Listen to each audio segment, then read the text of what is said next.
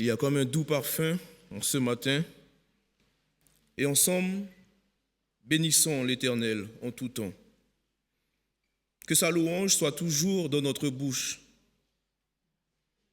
Notre âme glorifie l'Éternel. Que les malheureux écoutent et se réjouissent. Exaltons l'Éternel. Célébrons tous son nom. Nous avons cherché. Il nous a répondu. Il nous a délivrés de toutes nos frayeurs. Quand nous tournons vers lui nos regards, nous sommes rayonnants de joie et notre visage ne se couvre pas de honte. Quand un malheureux crie, l'Éternel entend et il le sauve de toutes ses détresses. Oui, l'ange de l'Éternel campe autour de ceux qui le craignent et il les arrache au danger. Sentons, chers amis, et voyons combien l'Éternel est bon. Heureux l'homme qui cherche en lui son refuge. Craignons l'Éternel, nous tous, ses saints, car rien ne manque à ceux qui le craignent. Quel est l'homme qui aime la vie? Quel est l'homme qui désire la prolonger pour jouir du bonheur? Préservons notre langue du mal et nos lèvres des paroles trompeuses. Éloignons-nous du mal et faisons le bien. Recherchons et poursuivons la paix. Les yeux de l'Éternel sont sur les justes et ses oreilles sont attentives à leurs cris. L'Éternel tourne sa face contre les méchants pour retrancher de la terre leurs souvenirs. Quand les justes crient, l'Éternel entend et il les délivre toutes de leur détresse. L'Éternel est près de ceux qui ont le cœur brisé et il sauve ceux qui ont l'esprit dans l'abattement. Oui, le malheur plutôt atteint souvent le juste, mais une chose est sûre, c'est que l'Éternel l'en délivre toujours. L'Éternel délivre l'âme de ses serviteurs et tous ceux qui l'ont pour refuge échappent au châtiment. Puissent ces paroles résonner dans notre cœur et que nous puissions passer un bon sabbat en compagnie de l'Éternel. Amen.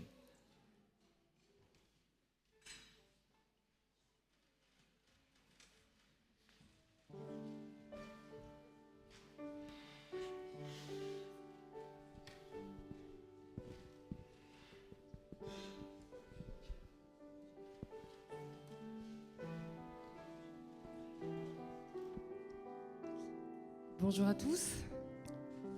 Alors oui, ce matin, nous voulons nous réunir justement dans la maison du Seigneur pour pouvoir l'adorer. Et ce matin, il nous a offert un sabbat de soleil, un sabbat ensoleillé. Et donc, je vous invite à vous lever et nous allons le célébrer, le chanter avec ce chant « Venez le célébrer ».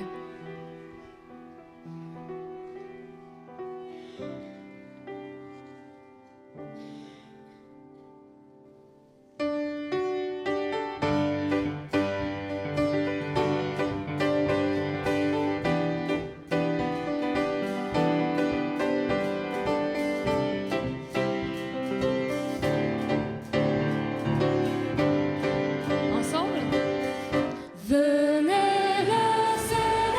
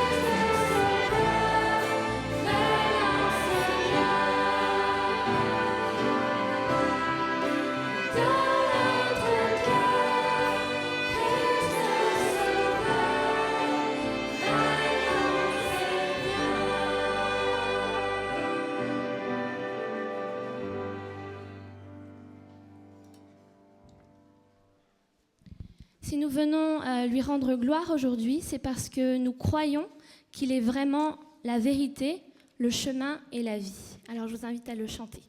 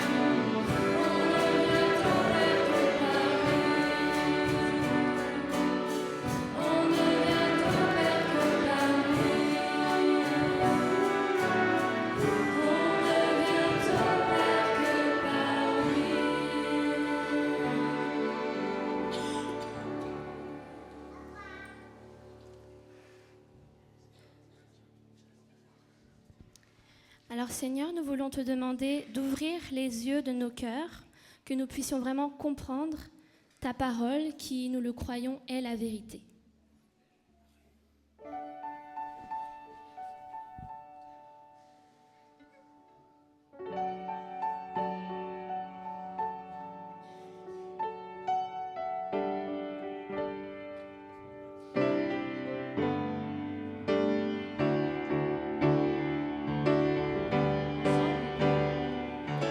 Ouvre les yeux de mon cœur.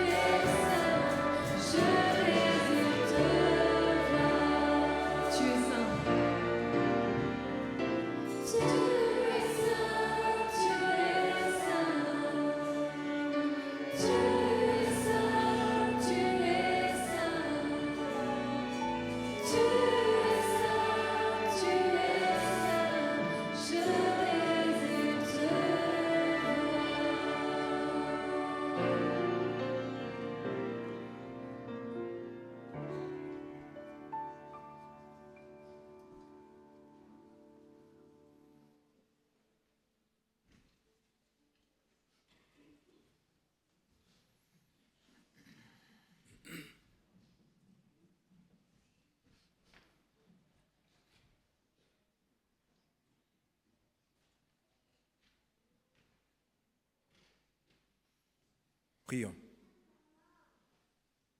Je vous invite à prendre la position qui vous convient. Ceux qui le souhaitent, de prier.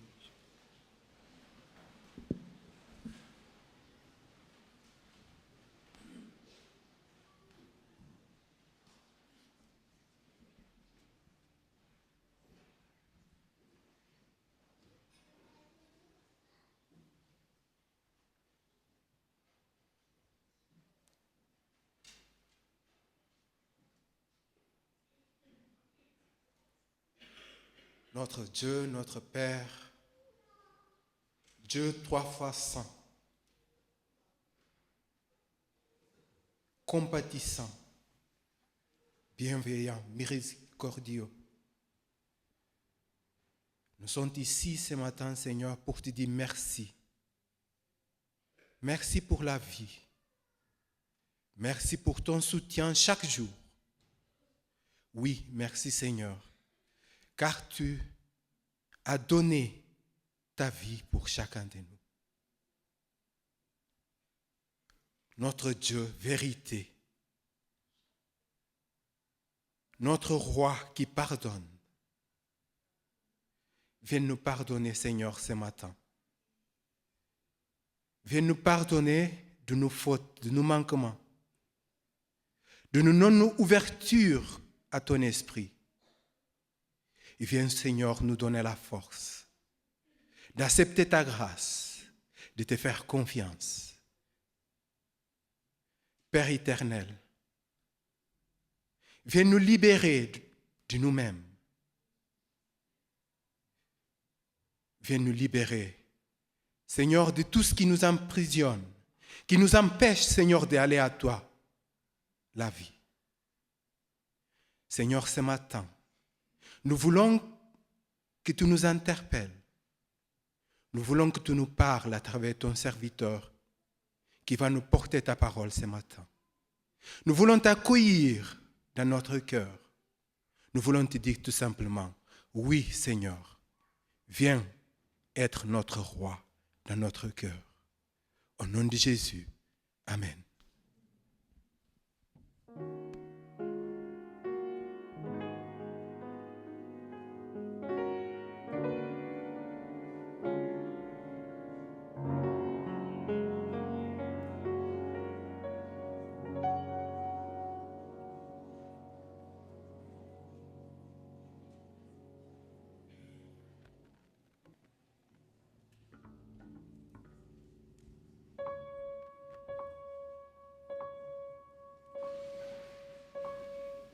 Merci aux musiciens.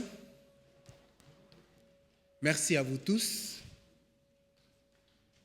Nous sommes là pour glorifier, pour honorer notre Dieu. Mais c'est le moment aussi de nos petits frères, j'appelle les enfants, c'est pour venir dans l'estrade. Dieu veut vous parler, vous aussi. Vous faites partie de cette communauté, oui, vous le faites.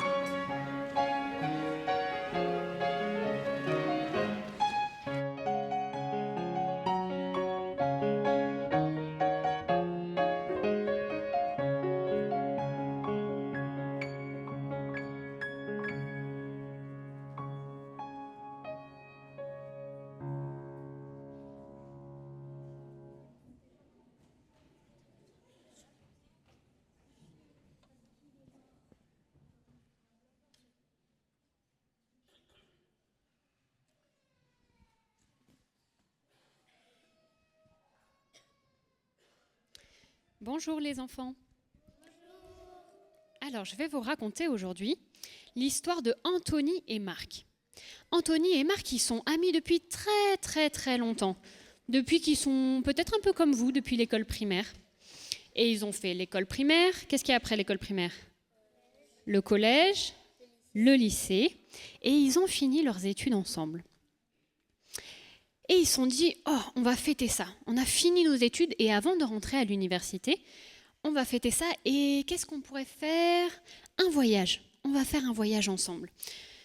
Alors ils commencent à se poser pour réfléchir, mais où est-ce qu'on pourrait bien aller? Il y a tellement de pays, tellement d'endroits à visiter.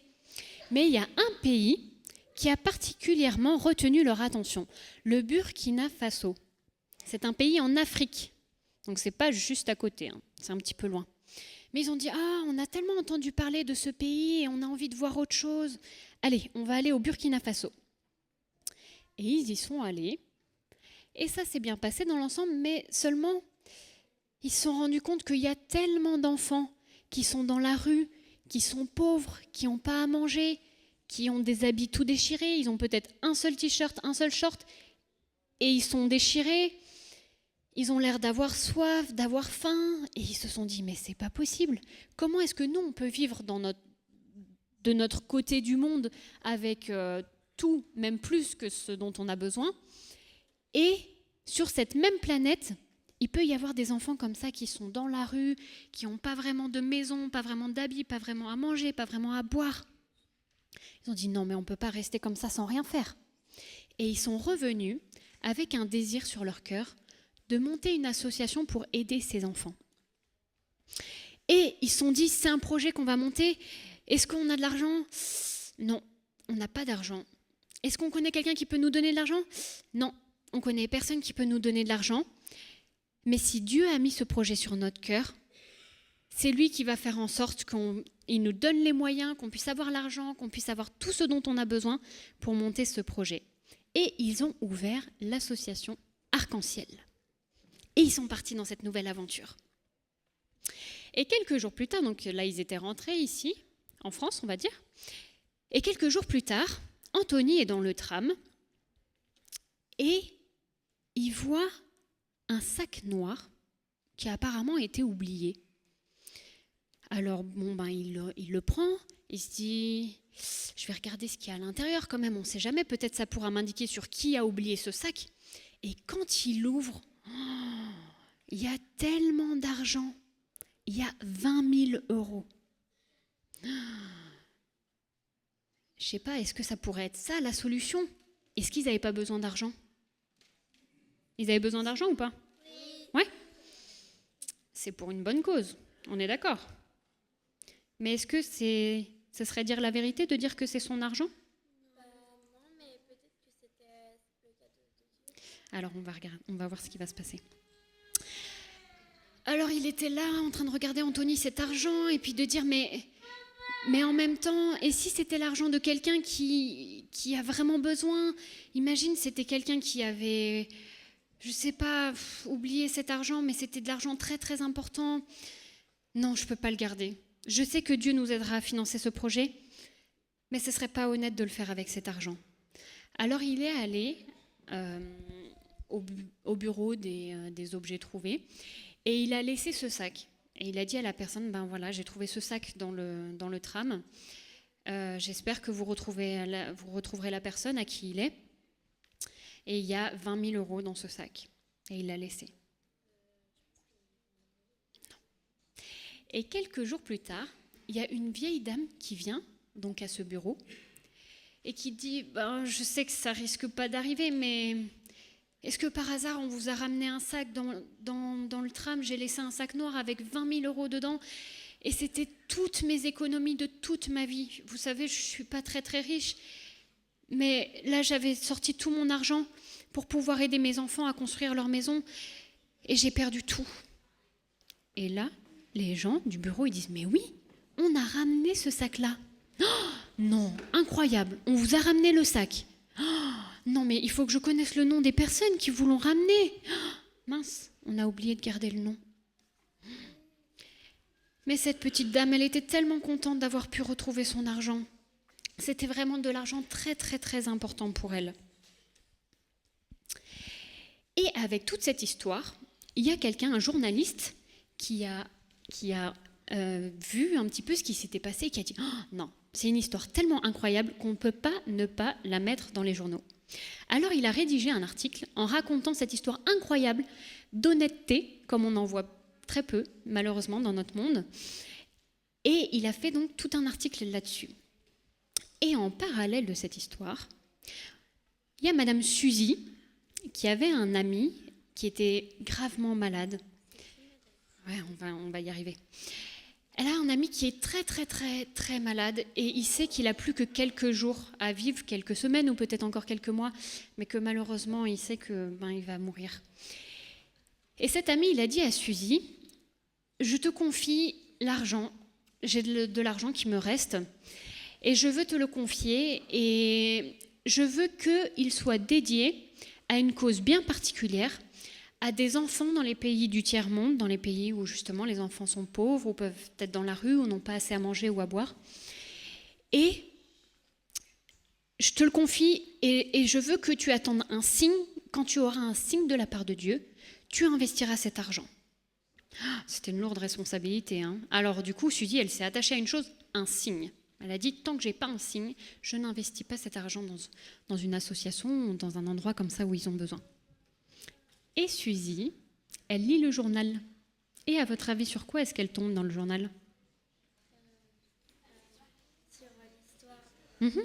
Sur l'article avec l'histoire de ce jeune homme qui a rendu cet argent. Et vous savez combien est-ce que l'ami de Suzy lui avait confié ? 20 000 €. Est-ce que c'est un signe ? Ouais, c'est pile poil l'argent que cette personne, Anthony, avait décidé de remettre parce que ce n'était pas son argent et ça n'aurait pas été vrai de dire que c'était le sien. Alors Suzy, elle décide d'entreprendre des démarches, de retrouver cet Anthony et de léguer ces 20 000 € à son association. Anthony et Marc, ils se sont sentis tellement bénis d'avoir choisi de faire ce qui était bien, même si c'était tentant, c'était pour une bonne cause, c'était pour aider des enfants. Ils auraient pu garder ces 20 000 €, mais ils ont décidé de les rendre et Dieu le leur a rendu à eux. Voilà, c'était mon histoire.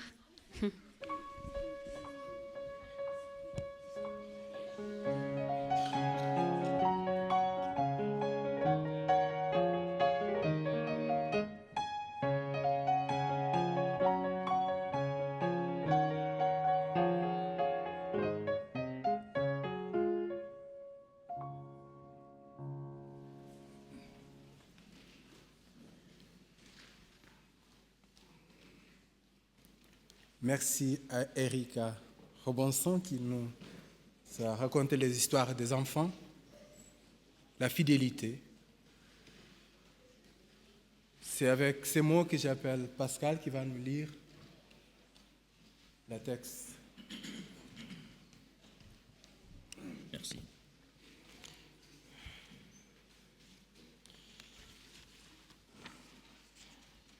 Jésus donc dit aux Juifs qui avaient cru en lui, « Si vous demeurez dans ma parole, vous êtes vraiment mes disciples. Vous connaîtrez la vérité et la vérité fera de vous des hommes libres. » Ils lui répliquèrent, « Nous sommes de la descendance d'Abraham, et jamais personne ne nous a réduits en esclavage. Comment peux-tu prétendre que nous allons devenir des hommes libres ?» Jésus leur répondit, « en vérité, je vous le dis, celui qui commet le péché est esclave du péché. L'esclave ne demeure pas toujours dans la maison. Le Fils, lui, y demeure pour toujours. Dès lors, si c'est le Fils qui vous affranchit, vous serez réellement des hommes libres. » Lecture tirée de l'évangile de Jean au chapitre 8, versets 31 à 36. Que l'Éternel bénisse la lecture de sa parole et son influence dans nos cœurs. Amen.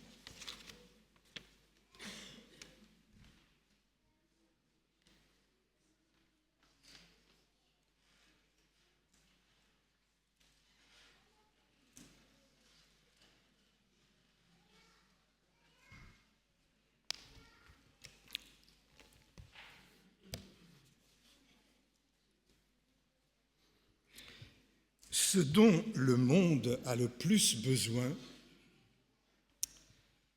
c'est d'hommes, non pas des hommes qu'on achète et qui se vendent, mais d'hommes profondément loyaux et intègres. Des hommes dont la conscience soit aussi fidèle à son devoir que la boussole l'est au pôle. Des hommes qui défendraient la justice et la vérité, même si l'univers s'écroulait. Des hommes qui défendraient la justice et la vérité, même si l'univers s'écroulait. Je pense que vous avez reconnu cette citation tirée d'Éducation d'Ellen White. Elle m'est revenue à l'esprit lorsque j'ai vu le titre du Point de la semaine dernière, du 20 avril.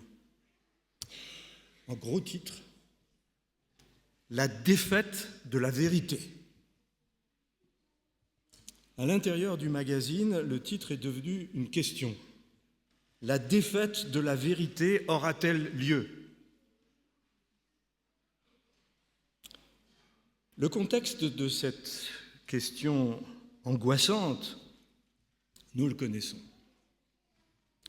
Le vénérable Oxford Dictionary choisit comme mot de l'année 2016 « post-truth », en français « post-vérité ».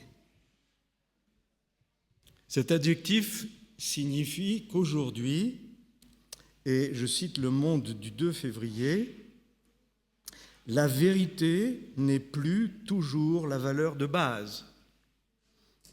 Les faits ne sont plus fondamentaux.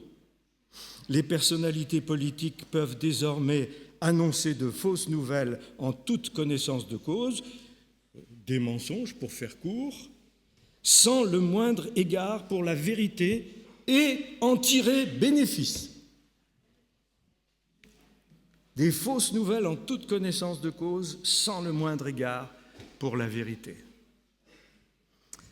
Alors vous allez me dire, le mensonge en politique, d'une façon générale dans la vie publique, c'est pas nouveau.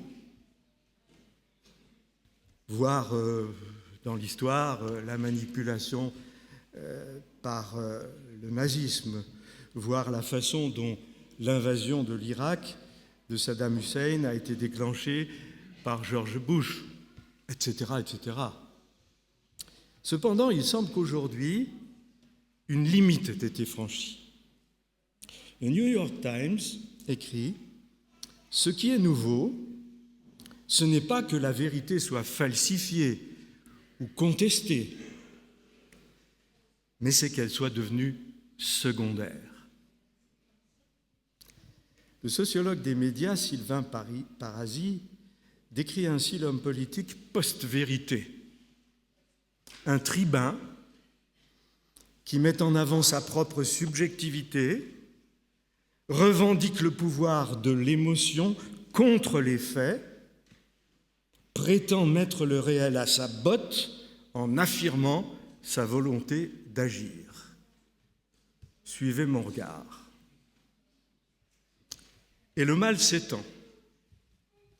Les réseaux sociaux sont envahis par les fake news et autres infos bidons. Les théories du complot prolifèrent. La Terre est plate. Mais oui, la Terre est plate. C'est la CIA qui nous trompe.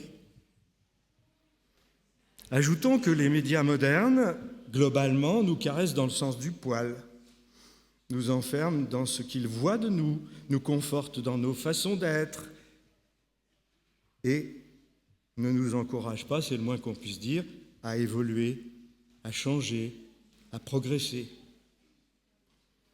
Allons plus loin. Je cite Patrice Berger qui écrit dans La Croix du 6 février. « L'avènement d'un concept comme celui de post-vérité constitue donc un marqueur, celui du franchissement d'une limite, de l'abandon d'un idéal politique défendu par les Lumières, avec un L majuscule, fondé sur la raison et des droits humains universels. Et Patrice Berger explique cet abandon par la montée d'une doctrine implicite ayant pour dogme la performance. Cette doctrine implicite s'est substituée aux idéaux, aux idéologies et aux religions. Cette religion moderne, ajoute-t-il, c'est le pragmatisme qui a son Dieu, la force. Le pragmatisme qui a son Dieu, la force. Et il ajoute, le pragmatisme consacré religion, c'est aussi un symptôme, celui de la peur de penser. Celui de la peur de penser. Autrement dit, ce qui compte désormais, c'est l'action. L'action qui réussit concrètement, c'est-à-dire l'action qui profite, qui rapporte. La vérité, c'est la réussite, c'est la richesse. Et l'on n'a que faire de la pensée et de la réflexion, de leur exercice patient qui pourtant donne à l'homme de l'humanité. On se moque des dégâts collatéraux, on fonce, on réfléchit après, s'il en est encore temps. Voilà la situation. Alors, je pose une question, quelle est la vérité pour nous chrétiens? Est-ce que c'est une post-vérité? Vous comprenez d'emblée qu'il s'agit d'amorcer une réflexion. C'est un sujet tellement vaste. Mais je pense que cette amorce de réflexion peut avoir une influence sur notre façon d'être. Je remarque d'abord que la Bible tout entière nous invite au discernement. Je cite simplement 2 exhortations de Paul. La première se trouve dans la première lettre aux Thessaloniciens, au chapitre 5 et au verset 21. Et voici ce que Paul dit. « Examinez tout avec discernement », on aurait pu traduire « discerner », « retenez ce qui est bon, tenez-vous à l'écart de toute espèce de mal. » Et puis une autre citation dans la lettre aux Romains, chapitre 12, verset 2, bien connu, « Ne vous conformez pas au monde présent », j'ai envie de dire c'est la face positive de l'insoumission, « Ne vous conformez pas au monde présent, mais soyez transformés par le renouvellement de votre intelligence pour discerner quelle est la volonté de Dieu, ce qui est bien, ce qui lui est agréable, ce qui est parfait. » Oui, nous sommes invités à exercer notre intelligence, à utiliser notre faculté de penser, donc de comprendre et d'apprendre, et oui, d'apprendre encore, et donc d'évoluer, de changer. Le discernement, c'est l'examen, la mise à l'épreuve destinée à vérifier, à évaluer la qualité ou la valeur de quelque chose, éventuellement de quelqu'un. C'est aussi le fait d'analyser, de distinguer, de séparer, par exemple, le bon du mauvais, l'utile de l'inutile ou même du nuisible, et puis, bien sûr, la vérité du mensonge.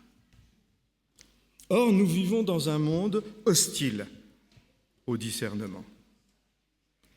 Titre très révélateur d'un ouvrage paru récemment, « Manuel d'autodéfense intellectuelle ». Manuel d'autodéfense intellectuelle. Je vous donne le nom de l'auteur, c'est Sophie Mazet. Oui, notre capacité de discernement est sérieusement menacée. Nous le savons, les facultés intellectuelles, c'est un peu comme les muscles, se cultivent. Sinon, elles s'ankylosent, elles s'étiolent, s'atrophient et nous laissent à la merci de tous les types de beaux parleurs, de bonimenteurs. Dans bonimenteur, il y a menteur. De tous ceux qui nous éblouissent par leur spectacle, par leur feu d'artifice. Patrick Rodel de Mediapart donne un conseil souriant. Prenez un bon bouquin et ne passez pas plus d'1 heure par jour devant vos écrans. Prenez un bon bouquin et ne passez pas plus d'1 heure par jour devant vos écrans. Or, ce conseil, il a l'air de rien. Et pourtant, il dit 2 choses importantes. Premièrement, nous sommes pris dans la toile d'araignée médiatique et nous sommes soumis à une telle pression, la pression des algorithmes par exemple, que nous n'avons plus le temps du raisonnement logique, de l'évaluation, du discernement. Notre capacité d'attention est si réduite ou fragmentée que nous sommes de moins en moins capables de mener un véritable raisonnement. Tant l'effort de concentration que nécessite ce raisonnement nous est devenu difficile et même douloureux. Pas plus d'1 heure par jour devant vos écrans. J'ai repensé à une petite phrase que j'ai lue il y a quelques mois dans la revue Europe, sous la plume de Guillaume Métayer, la technique, et je crois qu'il pensait en particulier à la technique Internet, etc. La technique est sans doute la forme froide et contemporaine du paganisme. La technique est sans doute la forme froide et contemporaine du paganisme. Donc oui, la nécessité de nous garder de ce piège de la toile. Deuxièmement, eh bien, il nous dit, prenez un bon bouquin. La lecture, oui, la lecture est un puissant antidote. Je dirais un exercice d'hygiène mentale. Dans la lecture, nous retrouvons la maîtrise du temps, et particulièrement du temps d'assimilation des idées, d'autant plus que ces idées sont stimulantes, elles viennent d'un autre. Lire, c'est entrer en dialogue. Nous avons le temps de suivre la pensée de l'autre. Nous avons le temps de développer notre pensée. Alors nous qui sommes les enfants de la Bible, quel bon bouquin plus vivifiant pourrions-nous trouver? Quelle meilleure bibliothèque où pouvoir puiser? Mais revenons à la notion de vérité et à nos relations avec elle. On trouve dans le Nouveau Testament et la façon grecque et la façon hébraïque d'envisager la vérité. Pour les Grecs, la vérité, c'est un peu comme pour nous, c'est ce qui est conforme à la réalité. Cependant, c'est aussi ce qui va au-delà des apparences. Par conséquent, dire la vérité, c'est aussi ne rien cacher. Paul, Romains 9, verset 1er, dit ceci, « En Christ, je dis la vérité, je ne mens pas. Par l'Esprit Saint, ma conscience m'en rend témoignage. Non seulement ce que je dis, je traduis un peu la pensée de Paul, non seulement ce que je dis est conforme à la réalité, mais je ne vous dissimule rien, je n'ai pas d'arrière-pensée, je ne cherche pas à vous manipuler. » Dans la tradition hébraïque, la vérité, c'est ce qui est solide. Ce sur quoi on peut s'appuyer, ce à quoi on peut faire confiance, non pas seulement ponctuellement, mais dans la durée. Et je cite encore Paul dans la lettre aux Romains, chapitre 3, versets 3 et 4. « Si certains furent infidèles, leur infidélité va-t-elle annuler la fidélité de Dieu ? Bien sûr que non. Dieu doit être reconnu véridique. Dieu doit être reconnu vrai. J'aurais presque envie de dire, Dieu doit être reconnu vérité. Français courant traduit « Dieu agit selon la vérité ». La vérité de Dieu, c'est sa fidélité. Vous avez remarqué que la notion de fidélité est aussi dans le texte. La vérité de Dieu, c'est sa fiabilité. On peut en tout temps lui faire confiance. On peut en tout temps compter sur lui. Dans un cas comme dans l'autre, qu'il s'agit de l'acception grecque ou de l'acception hébraïque, la vérité implique une relation interpersonnelle. Le menteur qui dissimule, pervertit ou contredit la vérité le fait à son propre profit, donc au détriment de l'autre. Le mensonge rapporte.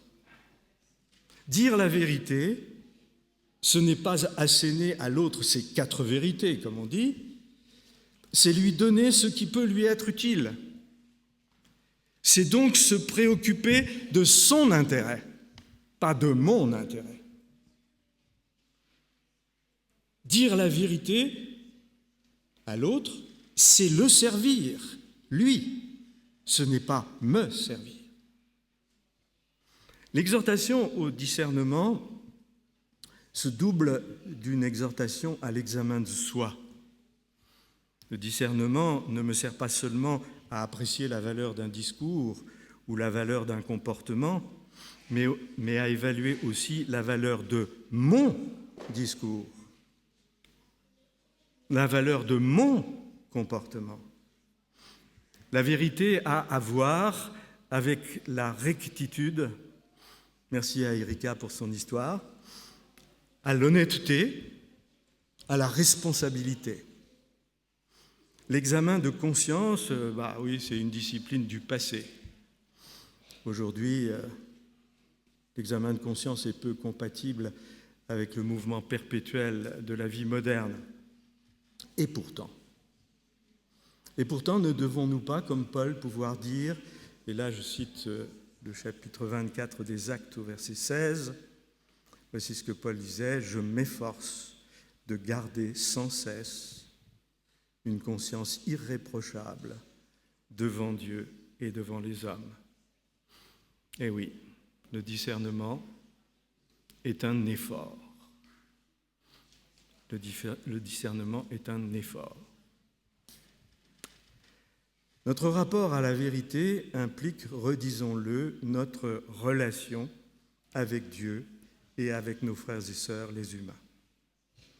Tenir pour la vérité, œuvrer pour la vérité, c'est assumer notre responsabilité de créature de Dieu. C'est être fiable. C'est faire coïncider ce que dit notre bouche avec ce qui est dans notre cœur. Tenir pour la vérité, œuvrer pour la vérité, c'est être quelqu'un sur qui on peut compter. C'est vouloir être utile, généreux, bienfaisant. C'est être solidaire. En un mot, encore une fois, c'est servir. Jésus parle de celui qui fait la vérité, pas seulement qui dit la vérité, mais qui fait la vérité. Jean chapitre 3, verset 21. Dans sa première lettre, Jean nous exhorte. Première lettre de Jean, chapitre 3, versets 18 et 19. « Mes petits enfants, n'aimons pas en parole et de langue, mais en acte et dans la vérité. » Mais en acte et dans la vérité. À cela, nous reconnaîtrons que nous sommes de la vérité. Que nous sommes de la vérité. Jean nous invite enfin à franchir une dernière étape dans notre réflexion. Être de la vérité, l'évangile de Jean, avec beaucoup de force, nous invite à considérer la vérité, non pas seulement comme un concept, mais comme une personne. La vérité est en Dieu. Jésus est venu chez nous nous révéler le Père, la réalité d'un Père aimant et fidèle. C'est ainsi que Jésus est la vérité de Dieu. Jésus est la vérité de Dieu. Souvenez-vous de ce que Jésus dit à Pilate, Jean chapitre 18, verset 37. « Je suis né et je suis venu dans le monde pour rendre témoignage à la vérité. Quiconque est de la vérité, écoute ma voix. » En Jean 8, le passage qui nous a été lu par Pascal Compère tout à l'heure, nous trouvons cette autre parole de Jésus. « Si vous demeurez dans ma parole, vous êtes vraiment mes disciples, vous connaîtrez la vérité et la vérité vous libérera. » Et puis, on saute quelques versets, au verset 36. « Dès lors, c'est le Fils qui vous libère. Et si c'est le Fils qui vous libère, vous serez réellement des hommes libres. » Alors, la vérité nous libère. Mais au verset 36, cette vérité est devenue le Fils. C'est le Fils qui vous libère. Clairement, la vérité qui nous libère du péché, c'est le Fils, c'est Jésus, en tant qu'il est révélateur du Père. Être de la vérité, c'est croire en Jésus. Être de la vérité, c'est être chrétien. Jésus, vérité de Dieu, à qui nous sommes attachés par l'amour et par la foi, nous oblige.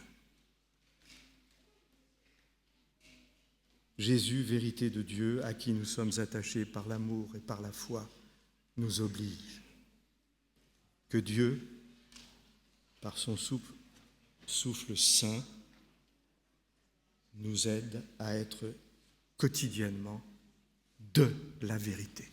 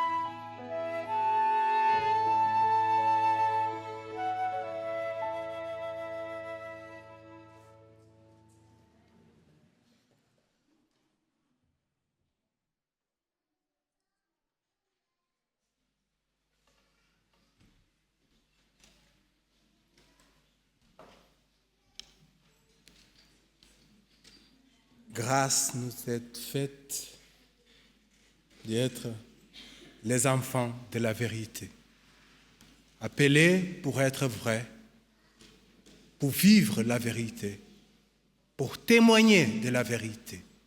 Oui, pour partager cette vérité avec ceux et ceux qui ne le connaissent pas encore. C'est avec ces mots que j'appelle les diacres, afin qu'ils viennent récolter les dîmes et les offrandes, afin que la vérité soit connue de tous.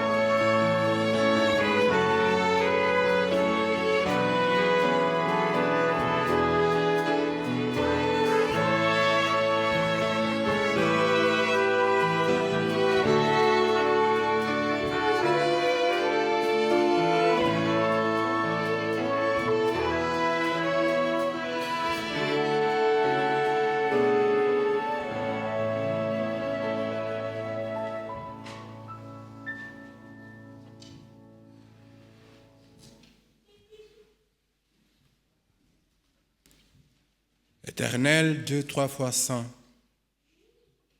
nous te louons, nous te bénissons par tes bienfaits. Nous te louons par la vie de Jésus. Nous voulons être reconnaissants, Seigneur, pour toutes les bénédictions que tu nous as fait grâce. Celles qui ont donné, celles qui n'ont pas.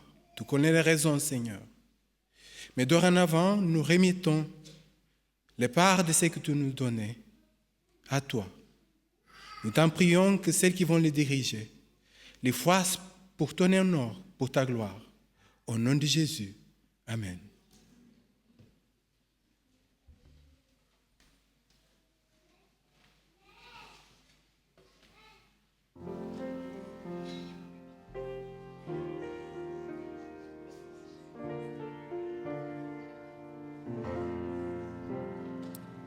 Oui, ce matin, nous voulons nous réjouir et nous pouvons justement le faire parce que nous savons et nous croyons que sa vérité régnera.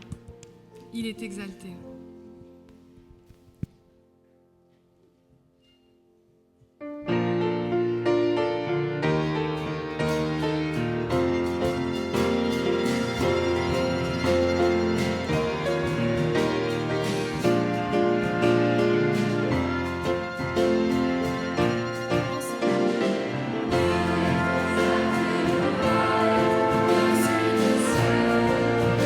Je veux le louer.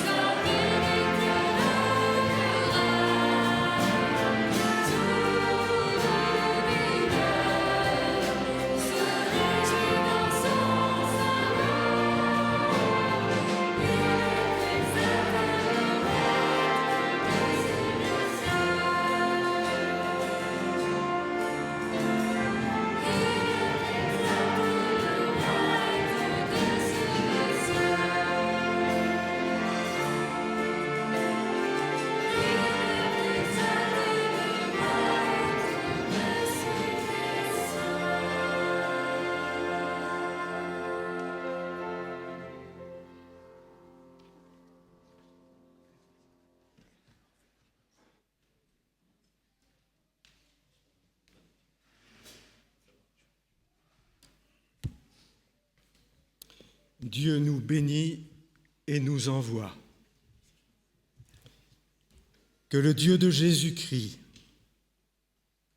Dieu véridique et fidèle, nous conduise par son esprit sur le chemin du discernement qui est aussi celui de l'amour de l'autre. Que notre être tout entier connaisse la joie dans la vérité.